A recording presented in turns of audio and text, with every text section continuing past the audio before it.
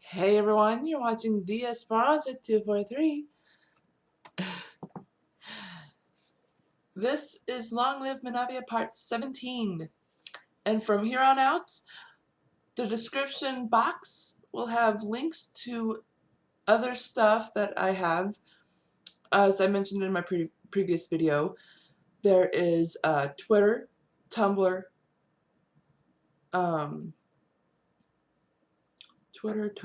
blog,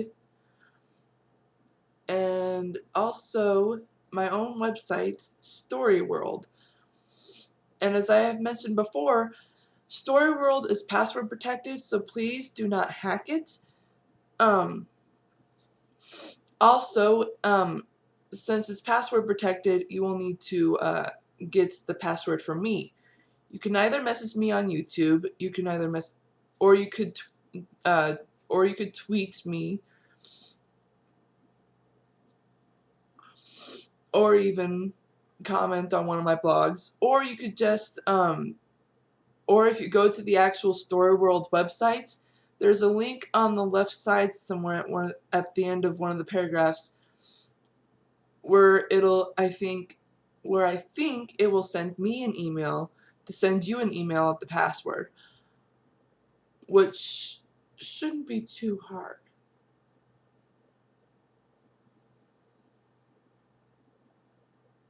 So, a quick little recap before I start doing the reading.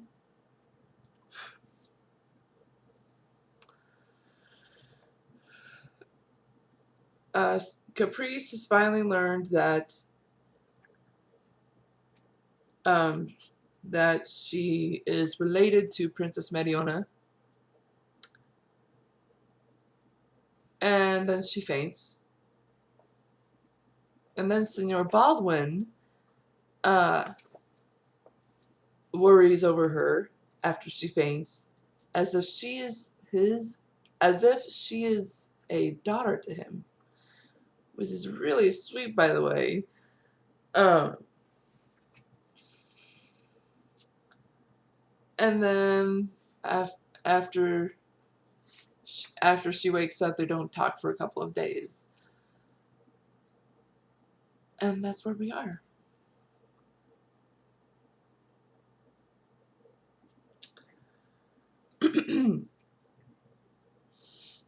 After 3 days of no training, she decided to go for a walk, as did Senor Baldwin.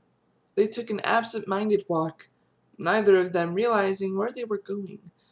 Their subconscious minds were controlling their walking directions.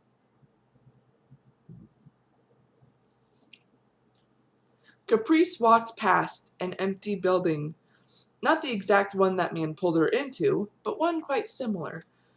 Senor Baldwin was looking around as he walked through a market which was buzzing with activity.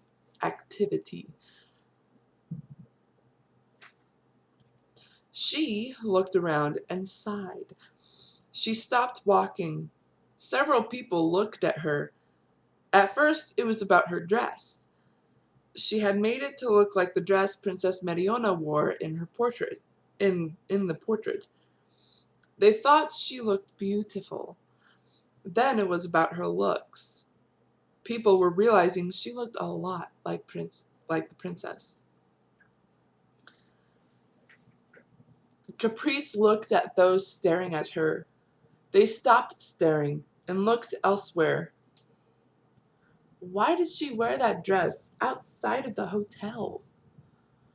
It was drawing too much attention. Suddenly, she was being pushed. Her arms were gripped tightly. They were close to carrying her had they lifted her up a bit. She struggled. "Let go of me," she whispered. They didn't. She said it again in French. They still wouldn't let her go. She looked up at them. They were two men, big, strong, and gentle. They pushed her into an empty building she had passed. As soon as they were several feet away from the entrance, the men stopped walking. They pulled her down, causing her to stand on her knees, and moved their hands to her shoulders. Suddenly, she heard footsteps.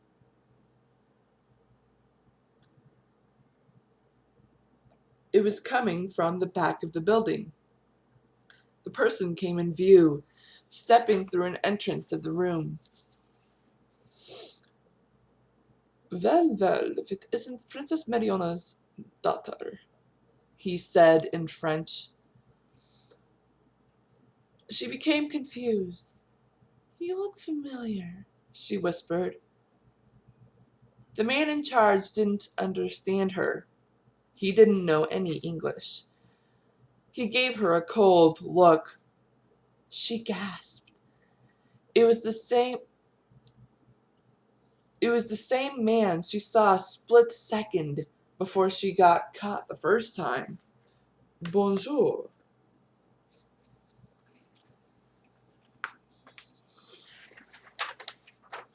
It was quiet. He cocked his head as he looked at her. That's what the princess was wearing for the portrait, he said in French. Where did you get that? She stayed silent. He gave her another cold look. The man stepped forward and slapped her with the back of his hand. She gasped in pain. Where did you get the dress? He hissed. She looked at the floor. With one eye on the floor, she used the other to look at her boot. She carefully slipped out the dagger. He slapped her again. She cried. The dagger almost slipped from her grip. She took a second to breathe and gripped her dagger tighter. J'ai fait la robe, she replied. It was quiet again. The man looked at the two men and made a gesture. One man gripped her arm and pulled her up. She tried to resist. Their boss said, shaking his head. There is no use of struggling. My men are very strong. She gave him a hard look as she stood. The other man pulled something out of their pocket. It looked like two thick cloth rags. She became confused when she saw the rags. It became clear within an instant. As he started to tightly wrap one around her mouth, she tried to scream. Only a second did her scream last. The rest was muffled under the rag. With a smirk, the boss looked at her. Fille idiot, he muttered.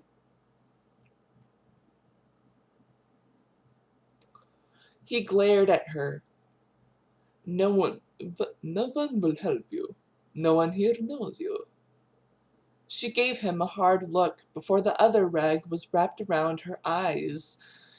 The man who did the wrapping was kind. He didn't tie it too tight or too loose. He then gripped her other arm. The two men lifted her an inch off the floor and followed their boss through the back of the building.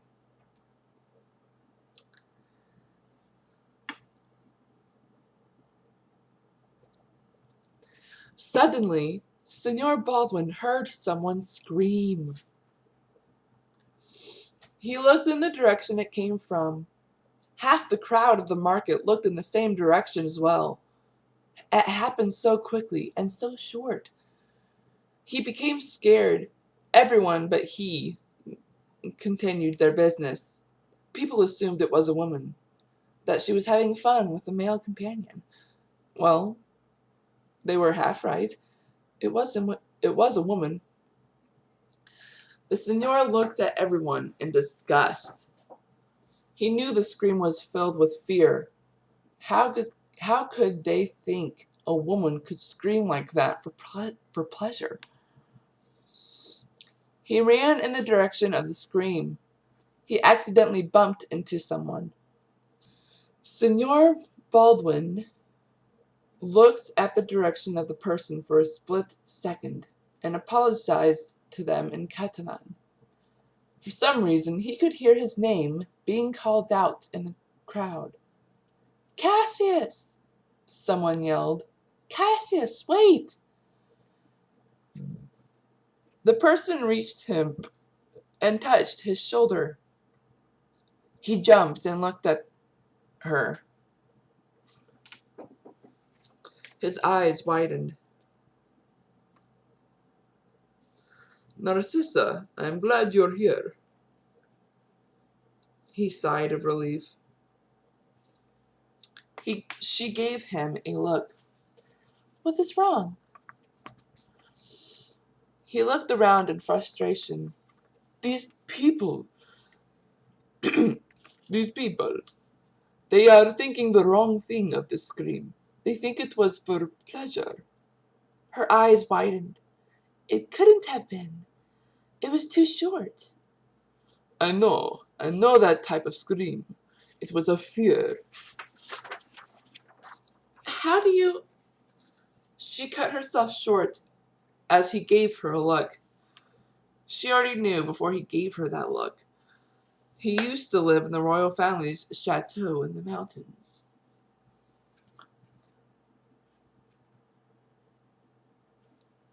We need to find out if she is well. Let's go." As they ran toward the empty building, Senor Baldwin prayed it wasn't Caprice. They soon discovered the building was empty. He and his friend looked around and sighed. "Cassius, over here," she whispered. She was behind the other entrance. He came to her. There was a staircase in front of her. She was pointing at the stairs. He saw it too.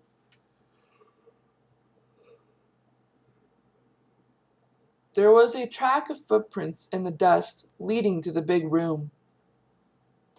He looked around the small area. He gasped. His friend looked at him. She looked where he was looking. Right there in front of the back door were more footprints, but it was more than two people. He knew that for sure. They quickly headed out the back door. The two friends exited the building in time to hear a cry. The sound of a wagon stopping came from their right. They headed in that direction. "What is going on back there?" someone growled in Catalan. There was another person who groaned in pain. There was a ripping sound, as if a person was making a hole. "Who's doing that?" There was a thud. The next second, someone yelled and slapped the person in pain. "Idiot!" he cried. It was quiet for a split second. "Which way did she go?" Senor Baldwin and his friend arrived near the wagon. They hid behind a wooden dumpster. He decided to peek. "What?" the person growled again, this time in French. "How did you—" There was a sound and a groan. Someone fell out of the wagon. Then a person appeared at the rear. The Senor gasped. It was Caprice. "You don't know who you are dealing with, sir," she said fiercely in French. She jumped off. Senor Baldwin was confused.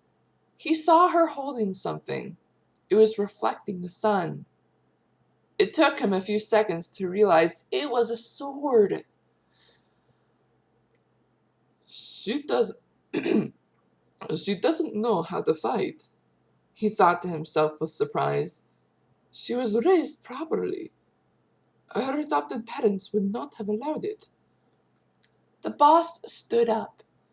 Caprice stepped forward and pointed the sword at him.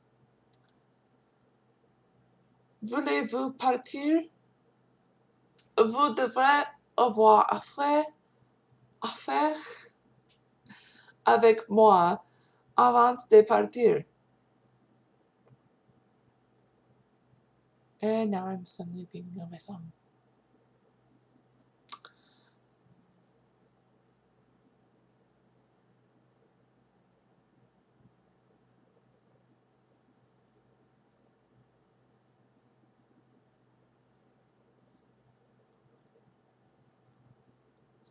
Sorry. Sorry, let me try that again, because I'm sure I murdered it. Part of it, actually. Voulez-vous partir? Vous devrez avoir affaire avec moi avant de partir. De partir, she threatened. He stealthily walked to her, glaring at her. She didn't move. You are making a bad mistake, Your Highness. He hissed at her, still speaking in French. You are not dealing with my boss. You are dealing with me.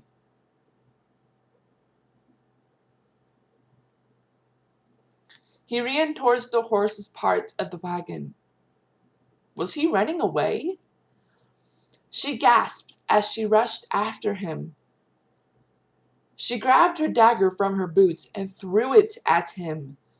The dagger landed in the back of his thigh. He cried as he fell down. Senor Baldwin gasped. The man pulled out her dagger and dropped it. He groaned as he pulled himself up on the side of the wagon. Je ne suis pas sa fille. Oh, whoops. Je ne suis pas sa fille. She lunged toward him. Espasa, he whispered in Catalan. It took a second, but there was a sudden rip in the wagon's cover. A sword's handle stuck out. He grabbed the handle, pulled out the sword, and parried as she came at him. Her sword became stuck in the wagon's wall. She groaned, trying to pull it out. Then the man swung his sword, making a rip in the back of her dress. She gasped. She stared at him and then looked toward the wagon. How could you? She whispered to someone in the wagon. In English? An eye poked through the rip. She looked at the eye. I had to do it, he whispered back. He would have gotten suspicious. She rolled her eyes. His boss swished his sword around the lower parts of her dress in boredom.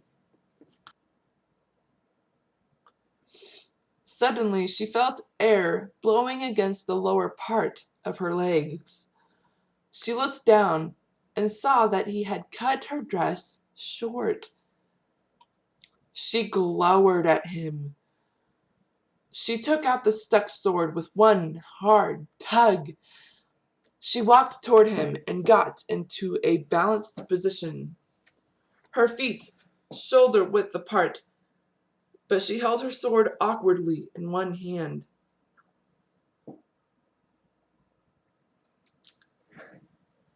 She and the man were at the right length apart from each other.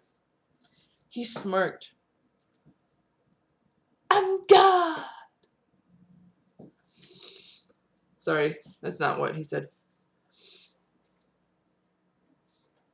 He smirked. This will be a piece of cake, he thought to himself. The next second, he attacked with a vertical cut. Caprice parried, with her sword horizontal above her head. She attacked to one side. He parried. The man swished his sword back and forth in attack. She parried, moving the sword side to side, having it pointed downward and then upward. He leaned in and lunged forward with his front foot moving flat along. She gasped as she dodged his lunge. Then they stepped around an imaginary circle as they traded feints, parries, and dodges, almost at lightning speed. During that, the man became unhappy with her skilled swordsmanship. He and Caprice continued fighting for 1 long minute. Finally, he had it. He used his best finesse. She became scared, parrying and dodging. She was starting to get tired.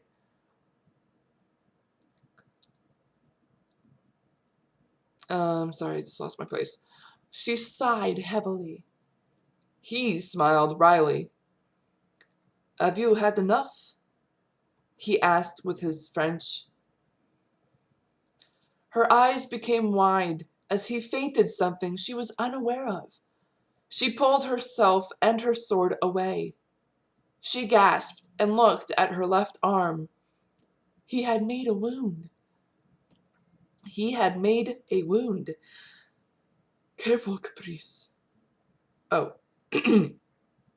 "Careful, Caprice," Senor Baldwin whispered. His friend nudged him. And that's where I'm going to stop.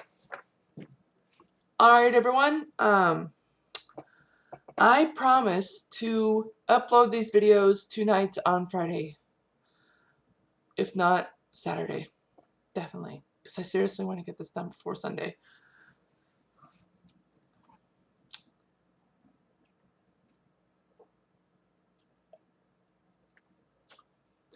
So what did you think of this little sword fight that's happening? Let me know down below. I believe that's it for today. I will have part 18 up. I will work on part 18 next week. Probably on Tuesday. Wait a second. Tuesday. That's Christmas. No. I'll let you guys have Christmas off. We all gotta have a vacation at some point, right? Ow. Yeah, so I'll probably work on part 18 and 19 next week. I will see you all later. This is the Esperanza 243 signing off. I know the sound of each rock and stone. I embrace what others fear. You are not to roam in this far.